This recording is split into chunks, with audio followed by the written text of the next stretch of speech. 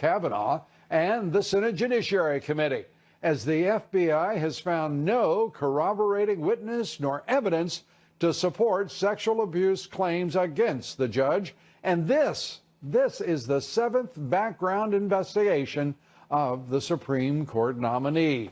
Senate Majority Leader Mitch McConnell says it's now time to move to a vote and to end the Democratic smear campaign and to confirm Judge Brett Kavanaugh to the Supreme Court. Is that what the Senate's going to be known for? Your nomination comes up here, and we destroy your reputation. That's what the Senate is going to participate in? So above the partisan noise, beyond this shameful spectacle, which is an embarrassment to the Senate, what will endure are the actual facts. And the radical left, surprising no one by refusing to, well, accept either facts or reality, continuing its campaign of protest, of threats, and personal destruction. We take up the Supreme Court fight tonight. Republican Congressman Louis Gohmert joins us, as does Ways and Means Committee Chairman Kevin Brady. Also tonight, new revelations about the link between the FBI surveillance of the Trump campaign and the Democratic National Committee's private law firm and its ties to Fusion GPS, the Clinton campaign, and the phony Trump dossier. This is a witch hunt. Republicans are seeing it. The Democrats know it's a witch hunt too, but they don't want to admit it because that's not good politics for them. But it's a terrible witch hunt, and it's hurt our country. Attorneys Victoria Tensing and Joe DeGeneva join us here tonight for the latest on the Dems and deep state efforts to subvert the administration of President Trump. And now, the Trump White House calling out China for meddling in our midterm elections and the propaganda campaigns they're conducting in the United States. New reports detailing just how far China is going to spy on U.S. companies. We have the alarming details here tonight. Our top story: senators have been reviewing the FBI supplemental investigation of Judge Brett Kavanaugh all day. And despite nothing that corroborates allegations against the judge, the radical Dems are continuing their smear campaign. Fox News Chief Congressional Correspondent Mike Emanuel with more from Capitol Hill. Dueling activists converge on Capitol Hill, supporters urging senators to stand with Brett. While on the other side, critics are calling on senators to cancel Kavanaugh. I am angry. I own it. Yes. But Senate Majority Leader Mitch McConnell says lawmakers will not be intimidated. It's the Senate that's on trial here, Mr. President. Can we be scared by all these people rampaging through the halls? Senators and a handful of authorized staffers have been filing in and out of a secure facility to review the FBI's supplemental report on Judge Kavanaugh.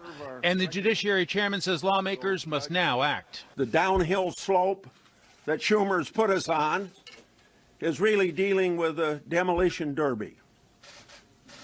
And they just about destroyed a good person. Democrats argue the FBI review was incomplete and suggest it didn't completely exonerate Kavanaugh. I disagree with Senator Grassley's statement that there was no hint of misconduct. North Dakota Senator Heidi Heitkamp, a Democrat up for re-election in a conservative state, now says she's a no. But a Judiciary Democrat says Kavanaugh will likely be confirmed. I think this will be a very close vote. It hangs by a few undecided Democrats and Republicans. If I were to just guess today, he will be narrowly confirmed. Then there are the three Republican undecideds. Maine's Susan Collins has described the FBI report a thorough review. Arizona's Jeff Flake has said there's no additional corroborating information about the Kavanaugh allegations. But Alaska's Lisa Murkowski is the most difficult to read, saying she's made no decision. All have been personally lobbied by former President George W. Bush and former Secretary of State Condoleezza Rice, who both worked very closely with Kavanaugh and are trying to close the deal. At this critical stage, all are reading body language and listening to every single word from those undecided senators. Emotions are clearly running high ahead of a make-or-break vote tomorrow on the Senate floor. Lou? Mike, thank you very much. Mike Emanuel reporting. As the Kavanaugh confirmation process has now moved into its final stages, a handful of key senators hold the key to his fate. And here, as best we can determine, is how they're likely to vote.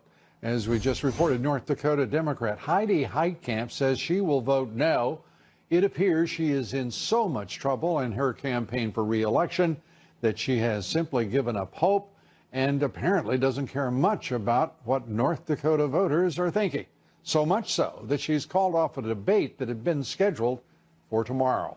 West Virginia Democrat Joe Manchin appears positive, saying he's looking at Kavanaugh not as a high school or college kid, but as an adult and his years in professional and public service. Senator Manchin saying, quote, "I am trying to put the human side to it." And Maine Republican Susan Collins appears positive. Collins says the investigation, she thinks, seems to be very thorough. And Arizona Republican Jeff Flake, who's played such a pivotal role in the past week, suddenly seeming more positive, saying today he sees, quote, "no additional corroborating information in the FBI report." And Alaska Republican Lisa Murkowski's status unclear tonight. She's commented that she wants to read the full report, and she is apparently doing so this evening.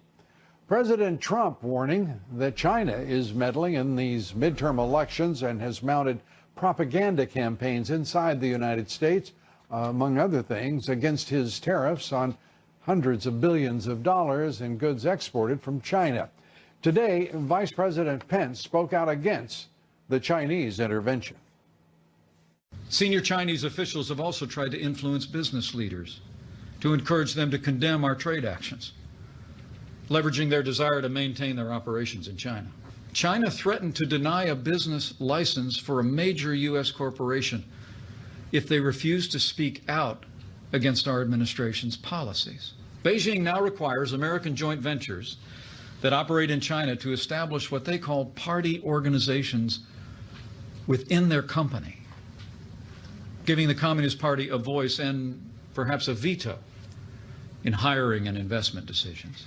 The Chinese Communist Party is rewarding or coercing American businesses, movie studios, universities, think tanks, scholars, journalists, and local, state, and federal officials.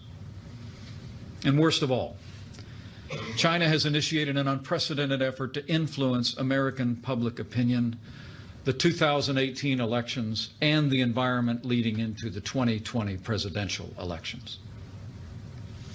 To put it bluntly, President Trump's leadership is working, and China wants a different American president. The vice president also noted China has persuaded 3 Latin American countries, El Salvador, the Dominican Republic, Panama, to end their relationship with Taiwan in favor, of course, Communist China. Pence's address comes as Bloomberg Businessweek is reporting the Communist China regime is behind a major espionage effort seeking to infiltrate major U.S. companies, including Amazon and Apple. The report is based on an ongoing 3-year probe by federal investigators into Supermicro, one of the world's largest suppliers of server motherboards. Investigators discovering that operatives from the People's Liberations Army have inserted tiny microchips into server hardware during the manufacturing process in factories in China. That's just some of the findings of the investigators. Chips contained memory, networking capability, and processing power for an attack. Nearly 30 companies were targeted. Nearly 7,000 Supermicro servers are in Apple's network, that before the company discovered the added chips. Joining us tonight, a man who's very in tune with the economic issues in every hemisphere, Congressman Louis Gohmert. He's a member of the House Judiciary Committee, the Republican Study Committee, the House Freedom Caucus. Congressman, it is great, as always, to see you. The Pence-China speech, I happen to think is extraordinarily important, and for most Americans, it seems to me revelatory. What do you think? I think you're exactly right, and it's been amazing to me to hear some of the pseudo media, the alt-left media. Sometimes people call it the mainstream. It's alt-left, but they've been demeaning Vice President Pence for a good speech and an important speech, and sending a message to the Chinese. And don't forget, Lou, that it's not only the trade, but it's also what the Vice President was pointing out. It was the Chinese that we know I thought it would be the Blockbuster report after I questioned Peter Strzok about it, but they hacked Hillary Clinton's private server. They were getting every email, and it wasn't Russia. It was China, and they were getting every email that she sent or received through her private server. These are people that have not treated us fairly. They've been the worst abuser of patents and copyrights, and whatever direction you want to go. Human rights, there's problems there, but especially on trade. And Marsha Blackburn and I met with one of their copyright people, and when we finally talked to an honest one, he said, yeah, we've got a real problem with enforcing U.S. copyrights. We did seize, a whole bunch of goods. What'd you do with them? Well, the government sells them when they seize them from the black market. But anyway, it's outrageous what's going on, and I am thrilled that President Trump and Mike Pence are calling things the way they are, which Obama never, ever would do. He would not, and by the way, he was not alone. Neither would George W. Bush. Neither would Bill Clinton. This is a different president, a different kind of president, and he means business. And when he takes on an issue, he's usually the first person to talk about it straightforwardly and move to action. Isn't that refreshing, though? I'm sorry? Isn't that refreshing? I find it quite refreshing. Oh, I think the entire country finds it refreshing, with a few marginal, desperate Dems. We'll leave it at that. There you go. Let's turn to the developments today in Washington. The Judge Kavanaugh, in the minds of most people we've heard today, think that he will be confirmed, but by a very narrow margin. You're thinking? Well, I think you could substitute for the vote up or down on Kavanaugh, just to substitute the question, have you any decency? And if you vote yes, then yes, you do. And if you vote no on Kavanaugh, then the answer is no. I just can't imagine anybody treating a respected, they didn't treat anybody like this, not Ginsburg, Sotomayor. There were all kinds of places to go, but they treated them with respect despite the political differences, and now it is destroy anybody with whom you disagree. This is where we've gone, and frankly, Lou, it's been pretty successful for them, and so naturally they're going to be here. When you say we've gone, I truly don't believe it's we. Not yet. No, it isn't. Well, you're right. It's the left. It's not. It's the Democrats. It is the left. Who are radicalized. Right. The most recent survey showing half of millennial Democrats believe in either democratic socialism or socialism itself. This is a generation going in a different direction.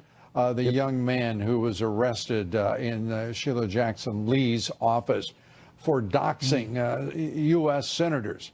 And we now learn today, threatening to release health data of some children of U.S. senators. I mean, this unbelievable. They know no bounds when it comes to decency. Well, are we going to prosecute? Are we going to prosecute when they do this? Because this has got to. I hope so. It's got to end, and it's got to end here, or it's going to go to places we can't. We got to have some major changes in the FBI, or they're not going to. I mean, they lied to Jeff Sessions about the Pakistani. Oh well, I mean, they played the whole Justice Department for fools. Yeah. And by the way, it appears that way, but let's not forget, the Democratic Party has been politically corrupt now for, 20 years, and at the same time, their connections to the Democratic Party and the Democratic National Committee and Democratic administrations are documented and will be more so before we're through. Raise their forearm and raise their hands and yell, "Heil Soros," is the way they've headed. But there are enough Americans that say we need decency, we need to follow the Constitution, and we need to stop this destructive policy that they've been on. Right. But look at Kavanaugh. People criticizing for how he reacted when people are saying, you know, you and I both this. know that is My that's gosh. theatrics. That's Yeah. pure. If he had come in and viciousness. said, "I'm not guilty, I didn't do any of this," and no emotion, then they would have been after him that he didn't have any emotion. Yeah. So he wasn't going to win either way. It's the power of personal destruction.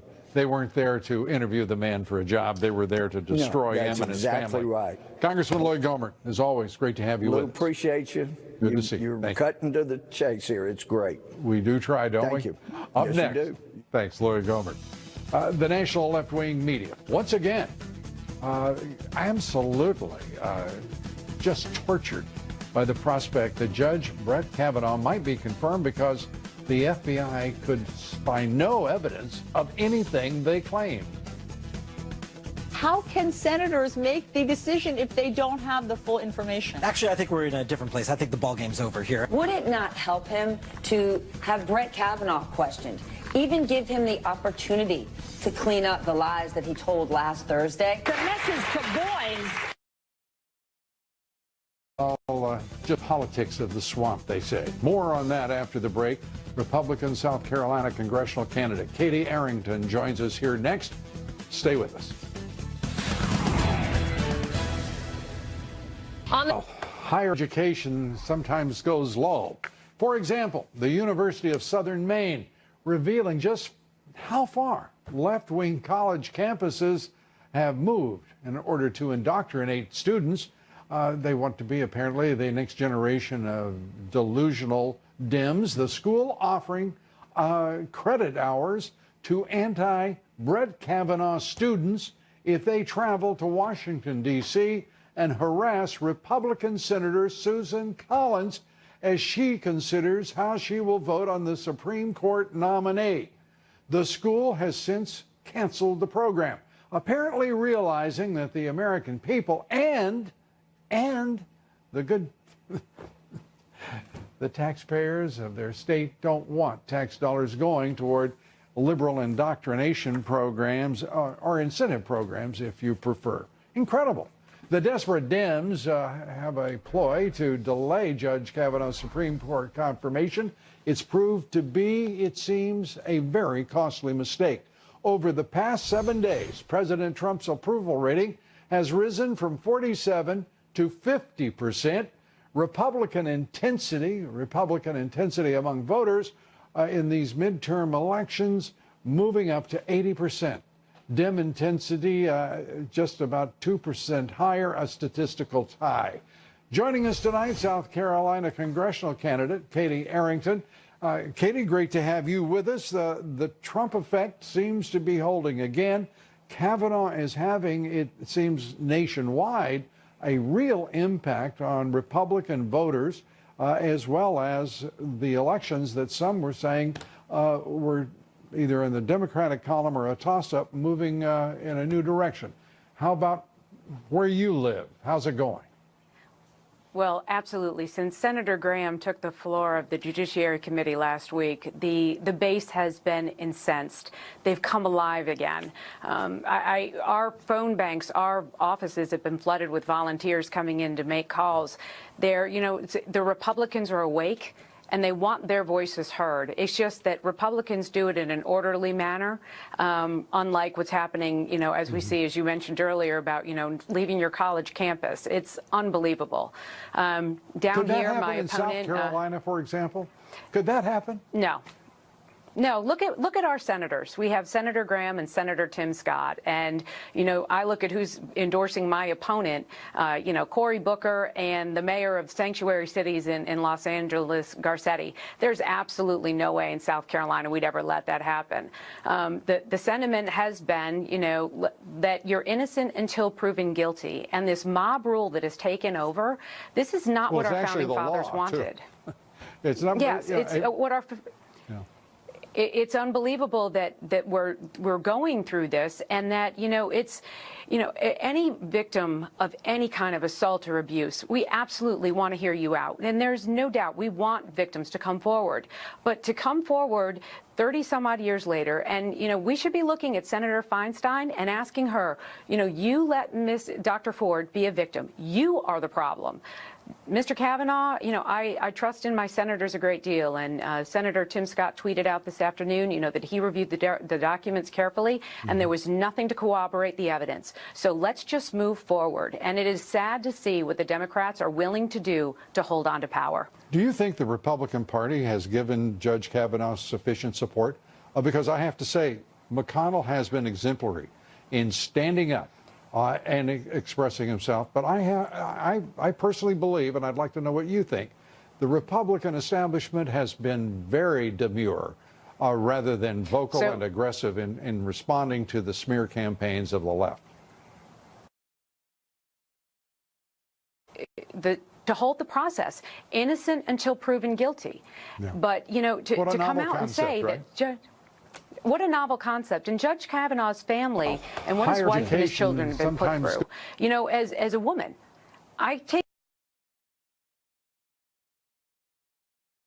and his wife have become just as abused as Dr. Ford, and no one seems to care. We need to get back to basics in this country. We need to put partisan aside. We need to put the truth back where it belongs. And remember that we have three branches of government, and I do not recall media or mobs being one of them.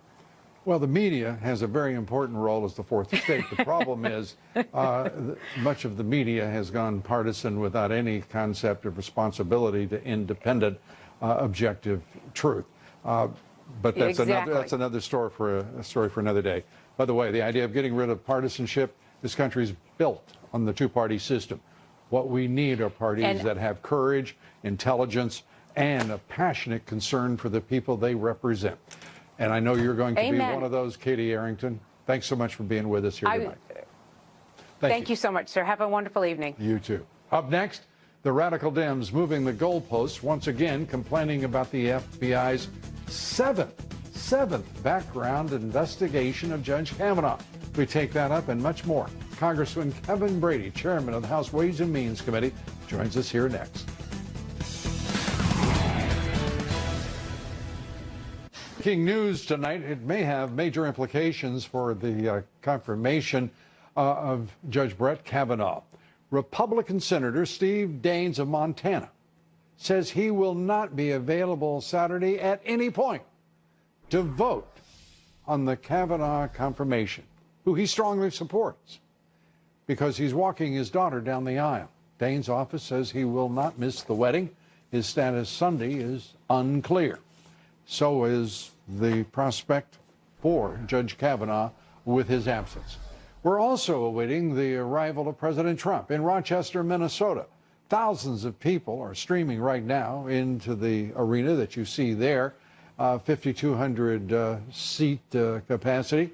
The Mayor Civic Center, where the president will be giving his address. He will also be marking his third political rally this week, standing alongside a Republican woman seeking the U.S. Senate, this time aimed at lifting Karen Hauslick over Dem Senator Tina Smith. President Trump also expected to support Republican Jim Hagedorn's congressional bid.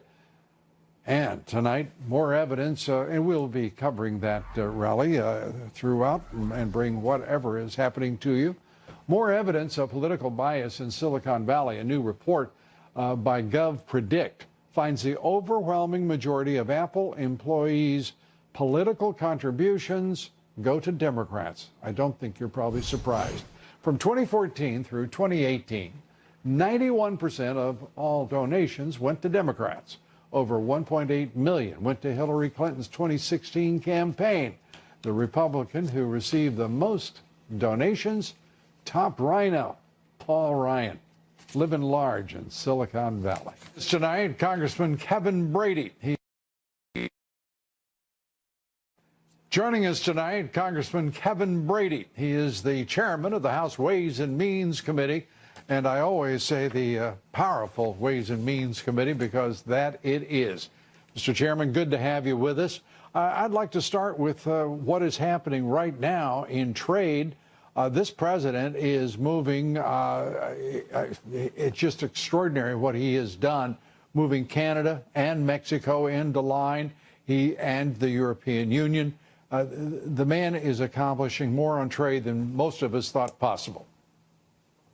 Yeah, Lou, no doubt. This is really big news on all those fronts that you mentioned. I think having a modern 21st century agreement between the U.S., Canada, and Mexico can really be a big win for American workers, because it's a level playing field for our local businesses and our farmers as well. So and I've been looking closely at it. We just got a late Sunday night, so everyone's just digging into it, as you'd imagine. But boy, there looks like some really solid economic wins. The president made it clear from day one he wanted a modern agreement that drove jobs to the United States, raised paychecks here in America, and beyond just buying America, we wanted to sell America as well to Canada and Mexico. And so the focus, as you know, has been on more jobs here in the United States, and every one of these provisions seems to point that direction. Well, it looks like you're winning and winning some more.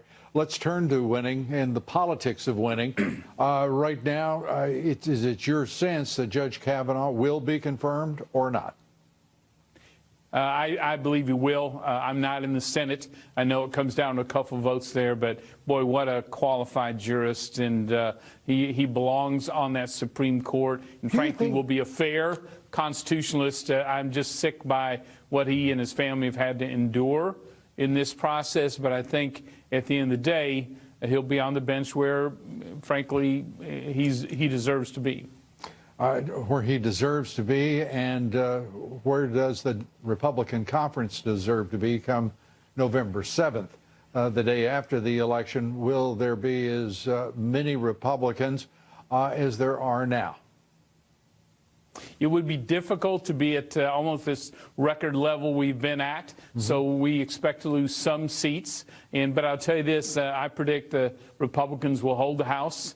We have amazing candidates who reflect the values of their district. They're fighting it hard. And frankly, look, these are the people who've delivered, a dramatically new economy for families and businesses, that have rebuilt the military for the first time in 15 years, that really getting red tape off the backs of our local job creators, and with the Senate putting in place really that fair, objective judges that I think all Americans wanted. And so, boy, we've got a record to run on. The Democrats. It's a terrific nothing record. Other than Are you they running? Just don't like this president. Is your conference running in full support of the President of the United States? Yes. Yes, absolutely. Then I think I can only speak for the House. Your projection is probably going to be very accurate. What concerns me is when I hear a number of people try to separate and to walk a fence, if you know what I mean, instead of support the president. Well, I think members represent their districts, and sometimes you'll have disagreements with this president. You do all of them, but I say in the House, what we've seen are members who've gone all in on tax reform, all in on rebuilding the military, border security, all these key economic issues. And so at the end of the day, I expect that we're going to surprise some pundits. Well, these pundits have got quite a record under President Trump, so surprise away, Congressman. It's always great to see you. Thanks for being with us. Congressman Kevin Brady. Thank you, Lou. And be sure to say hi to Dee Dee. I'll do that. Thank you, sir. Chairman of the Ways and Means Committee. Great to have him on the show. Good man. Up next, another crack in the deep state. What a top FBI attorney revealed about their connection to the Democratic National Committee, the Clinton campaign, and the dirty, fraudulent Steele dossier that was supposed to be about Donald Trump. We take it all up after the break. Some of the country's greatest legal minds join us. Victoria Tensing, Joe DeGeneva, here tonight. Stay with us. We'll be right back. Explosive testimony on Capitol Hill from former FBI General Counsel James Baker, revealing that a Clinton campaign attorney, also working for the Democratic National Committee, fed information to the FBI specifically to use against the Trump campaign. Chief Intelligence Correspondent Catherine Herridge has the story. Lou, sources close to the congressional investigation tell Fox News that a top lawyer for the DNC and Clinton campaign initiated contact with the FBI's general counsel and provided documents to the Russia probe at the height of the presidential campaign. Former senior FBI lawyer, general counsel James Baker, told congressional investigators during his closed-door deposition Wednesday that Perkins Coie lawyer Michael Sussman initiated contact with Baker and provided documents as well as electronic files on Russian hacking. The sources said Baker described the contact as unusual. Sussman's bio on the law firm website says he's a former senior Justice Department official and cybersecurity expert. Quote, he is engaged on some of the most sophisticated high-stakes matters today, it says, such as his representation of the Democratic National Committee and Hillary Clinton's presidential campaign and their responses to the Russian hacking in the 2016 presidential election. After Baker's deposition, 2 Republican lawmakers said he gave, quote, explosive closed-door testimony detailing for congressional investigators how the FBI Russia probe got special handling. This witness confirmed that things were done in an abnormal fashion. That's extremely troubling. And do you believe that that is a reflection of the subject, the Trump campaign? Well, obviously it's a reflection of the subject, but it's also a reflection of inherent bias. There was another source giving information directly to the FBI, which we found the source to be pretty explosive. Late today, Fox News received this statement from a spokesperson for the law firm that reads in part, when Sussman met with Mr. Baker on behalf of a client, it was not connected to the firm's representation of the Hillary Clinton campaign, the DNC, or any political law group client. Today also marks the deadline for the Justice Department to turn over former FBI Deputy Director Andrew McCabe's memos that document allegations the Deputy Attorney General Rod Rosenstein discussed secretly recording the president and invoking the 25th Amendment. Rosenstein is due on the Hill next week, Lou. Catherine, thank you very much. As you said, explosive. Joining us tonight, Victoria Tensing, former Deputy Assistant Attorney General for the Criminal Division of the Justice Department. Great to see you. And former federal prosecutor Joe DeGenova. They're the founding partners of DeGenova and Tensing Law Firm. Great to see you both. Your reaction to Herridge's reporting on what we've known that James Baker, the general counsel of the FBI, was at the nexus of what was going on. But now that we're starting to see some color shape around this thing, this looks, frankly, worse than I thought, and very peculiar in the way in which a lawyer with connections to the Democratic Party, the DNC, the Clinton campaign, is suddenly a conduit for what turned out to be sheer trash and fraud, being called a dossier. Your thoughts, Victoria? Well, Lou, this is no surprise at all. We've been saying for, 7, 8 months now that there was a brazen plot to clear Hillary Clinton of any criminal wrongdoing and to frame Donald Trump. And we've known for a very long time that Perkins Coie was involved in it. Now, let's see, surprise.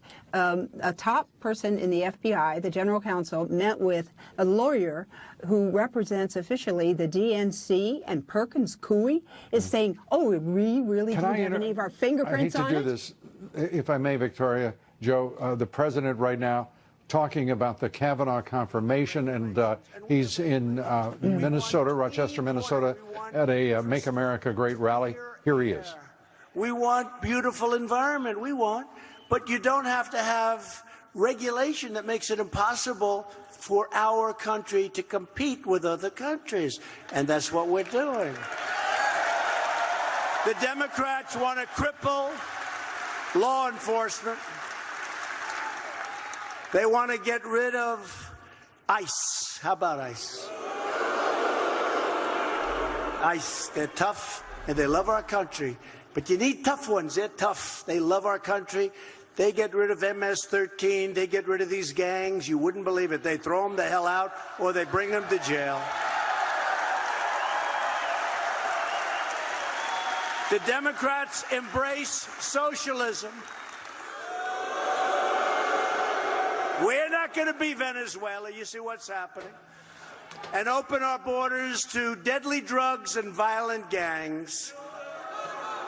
You know, There's a campaign going on in Minnesota, and he's making it clear which of the Republican candidates he's supporting there, and the distinction between Republicans and Democrats, a bright line, if you would, that he's drawing at that rally in Rochester, Minnesota. Victoria, I apologize, and we'll be going back to the president whenever he moves to the current issues and topics, including the Kavanaugh confirmation, which tonight, by the way, there seems to be an additional question mark, and that Senator Daines of Montana, who is now saying he will be attending his daughter's wedding instead of voting for a justice of the U.S. Supreme Court. Lou, I figure that's been worked out. I figure that maybe they have Pence in there to vote for cloture, which is what's going to happen tomorrow. It's not a vote for Kavanaugh tomorrow. So I would assume that they've got this worked out. And just to finish my thought about Perkins Coie, that my last sentence would be, they don't want to be a defendant in a civil lawsuit by anybody for having done this, and that's why they're trying to wash their hands and say, oh, he wasn't under our auspices when he was meeting with the FBI. Bull. Joe, your thoughts? Well, I think the entire house of cards is falling down. James Baker, who was the former general counsel of the FBI, was fired. He is now cooperating in a federal investigation of James Comey and other people for the various crimes that they committed when they were at the top of the FBI and the Department of Justice. The revelation that he made today shows that Perkins Coie was at the center of all of the activities involving Fusion GPS and Mr. Sussman allegedly handing information on his own without relationship to any client to the FBI concerning the dossier. This is utter nonsense. They are trying to separate themselves from the rather large gathering of evidence that Perkins Coie was at the center of the plot, along with Fusion GPS, to create false information that would be fed to U.S. intelligence from overseas to put a FISA warrant on Carter Page. It's fairly obvious, and ultimately, Perkins Coie is going to be sued. It is. I think that they have played not only a pivotal role here, as we learned again very early in this process. And by the way, I think I'm correct in saying this, Joe. Joe DeGenova was the first person to, if you will forgive me to point this out, he was the first person to call this a frame-up of the President of the United States. And it looks like this law firm, Perkins Coie and the smear merchants, Fusion GPS, were at the center of all of that with that exact intent.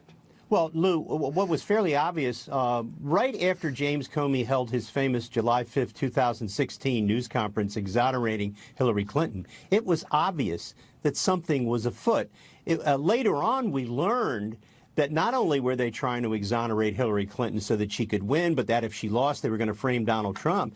We found out precisely what they were trying to do as a result of the text messages from Strzok and Page. That happened several months later. Once you have the Strzok and Page text messages, this isn't a conspiracy theory by some group of crazy people. It's fundamental law enforcement facts on the record that this plot was in existence. And now we know from James Baker that Perkins Coie was part of it. Perkins Coie and Fusion GPS. The Justice Department has not only not been aggressive, they've actually appeared to be running from them, as has the FBI. So the corruption that we're talking about at the highest levels of the FBI is still active. It is still a major barrier to enforcing law and bringing to ground and holding accountable a group of people who are lawbreakers and, frankly, traitors to this country. Victoria? Lou, there's a gross, horrible, ugly similarity here between the Fusion GPS and all of the framing of Donald Trump and the Brett Kavanaugh situation. Right. Under this world we live in now, the Democrats have no problem making up allegations about somebody and putting them into a legal system to use them as a legal weapon on the person. They did this with FISA against the Trump in the Trump campaign, and now they did it with Brett Kavanaugh. All three of those women were telling false stories. and at least 2 of them, because they'll never go after Ms. Ford, but 2 of them should be investigated and prosecuted for making false statements and interfering with a Senate hearing. I want to ask both of you, Alan Dershowitz, making the recommendation that the Justice Department should be going after and pursuing aggressively any witness who lies before the United States Senate. Absolutely. And you know, we've had the opposite effect. We've watched this become a place where it's just an arena in which you can hurl untruths at will. And by the way, count on about 90% of everything you hear being a lie from the left. Well, what has to be done is, Alan's correct, and we've been talking about this for quite some time. Once it was clear that Ms. Ramirez had falsely made an accusation, and once it was clear that Dr. Ford's testimony was completely uncorroborated and I believe completely false, and once Ms. Swetnick's affidavit was submitted to the committee has to make a referral, I believe, of all 3 people to the Justice Department and ask for a criminal investigation, because that is the way you deter people from making false allegations during confirmation proceedings. These people were all seeking publicity. In Ford's situation, I think she was seeking some sort of psychological repose. But the problem with her story is it just doesn't fit together at all. No. And there are so many questions, and questions that weren't asked by the Republicans or the Democrats of Kavanaugh, the Republicans of Ford. It's just the most bizarre set of hearings that I could imagine for the Supreme Court. Yeah. And Lou, we don't stop with just those 3. We also have to refer the lawyers, because according to Ms. Ford, her 2 lawyers didn't tell her that Grassley offered to talk to her anytime, anywhere. So that was a violation of the professional rules of responsibility. And Avenatti, I think maybe he ought to be referred, don't you, if he brought in this ridiculous as my great witness? colleague Tucker Carlson